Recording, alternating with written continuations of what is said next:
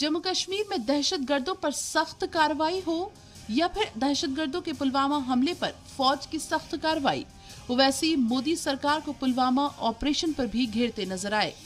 गाजियाबाद में मोदी का एक जलसा हुआ था और मोदी ने अपने जलसे में बड़े बुलंद बांग दावे किए थे और कहा था कि कैसे मैं खामोश बैठ जाऊंगा जब पाकिस्तान पुलवामा में हमला करता है।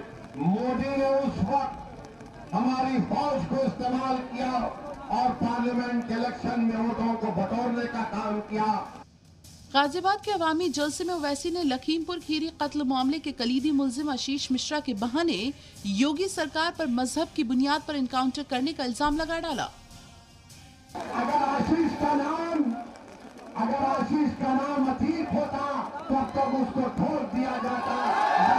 जितने एनकाउंटर योगी सरकार में हुए, मैं फिर से कह रहा हूँ, 37% मुसलमानों को गोली मार दी गई, जेल में गोली मार दी गई, घरों को तोड़ दिया गया, मगर अब तक आशीष जिसकी गाड़ी से 5 लोग मर गए, ना उसके घर पर बुलडोजर गया, ना उस पर कुछ हुआ।